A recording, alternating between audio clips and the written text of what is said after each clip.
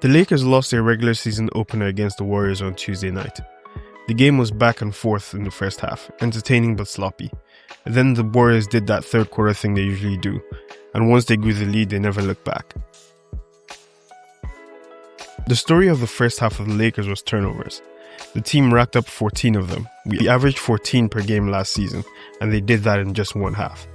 It came in every form and fashion, from mistimed lobs like this one to Ayton from AR, to awkward passes from AR to Gabe or Luka. I don't know who this pass was meant for. We threw in a couple of offensive fouls, errant passes, and just some oversharing like this one here. This is a wide open shot for Marcus Smart. I understand we have two guys at the rim, but this is not an easy pass to make, and the Warriors have Al Horford in the paint, so the finish will be more contested on this open three. Either way, it winds up in a turnover. Another poor decision, this time from Vando. He gets Draymond to commit to him, and Pajenski is coming over to help on Hayes, who is pointing for the lob. Vando is moving too fast and misses the window to throw the lob, and then he just loses the ball out of bounds. Some of the turnovers came from the Warriors' tenacity and smarts as well. Luka throws this entry pass into Ayton, and before it even gets into the paint, Will Richards is already in the paint ready to steal it. And before it even gets into Ayton's hands, Will Richards is already in the paint ready to steal it. Will Richards is here again, just straight up takes the ball from AR mid-dribble. And the saving grace for the Lakers were Luka and AR, to be honest. They combined for 34 points and 8 assists between the two of them. AR here wants to get the aforementioned Will Richards off of him, and after the pick and roll, AR briefly gets double, but he's patient with the ball, waiting for the double team to clear and then attack Pajenski, and gets the contested layup to drop. This move on Buddy Hield is tough. Drive left, hard stop into the step back hezzy, and cross while Buddy is mid-dance, and then he gets to the free throw line jumper, and the late contest doesn't even matter at that point. And Luka, the entire game, was just working the mid-range like a maestro. The first half ended with the Lakers only down 1, but the game was decided in the first 6 minutes of the second half, where the Warriors went on a 23-7 run. If there was a play that summarizes the Lakers' issues, it would be the first play of the third quarter. The Warriors used Steph as a screener to get Draymond the ball in the post. Ayton is guarding Draymond, Gabe Vincent isn't leaving Steph, but look at Rui's position. I don't understand why Ayton and Rui would switch this. Ayton isn't good guarding in space, so why is he on Kuminga? Rui can't out-rebound Draymond in case of a miss, so what is going on here?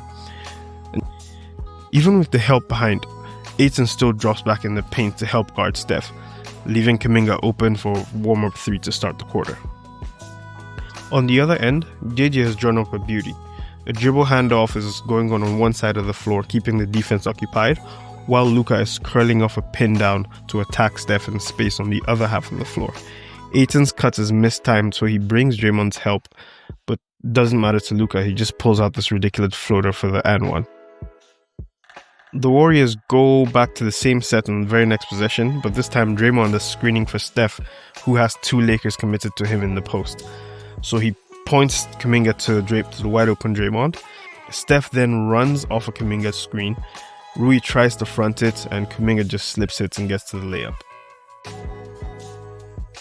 On the offensive end, AR expects Ayton to slip this screen as he's doubled, but Ayton doesn't expect the pass, which leads to a turnover and 2 more points for the Warriors. The very next possession, Luka hits this tough floater after getting Kuminga on his hip, and this is the last Lakers buckets for the next 4 minutes. And honestly, I'm not mad at the offense. Most of the shots that were taken in this time were actually makeable shots. After the drive and kick here, this is a good shot for Gabe, but he just misses it. Luka gets doubled attempting to post up Kuminga. Rui is able to find the soft spot in the defense but misses a wide open 3.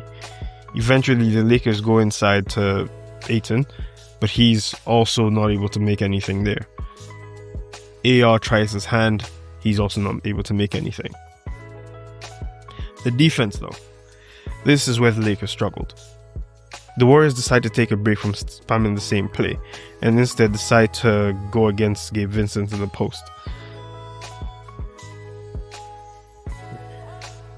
The first time Jimmy hits him with this fade away and then hits the too small Sully. Then they go back to the same play on the very next possession and Gabe fouls him.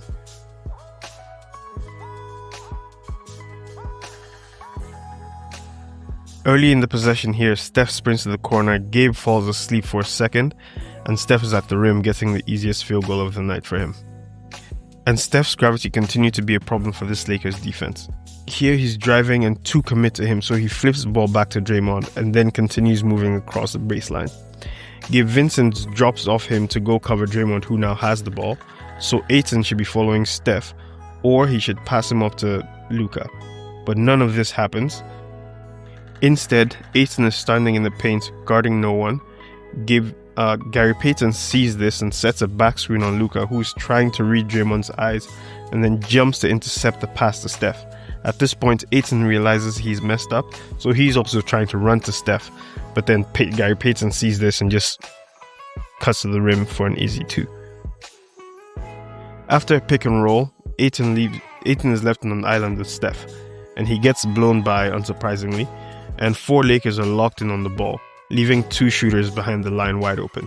Steph's finds Kuminga, who is hot at this point, and Luka's contest is way too late. So, splash. After that basket, the Lakers are down 17, and even after a late fourth quarter push, they bring the lead down to 8, but at that point it's way too late.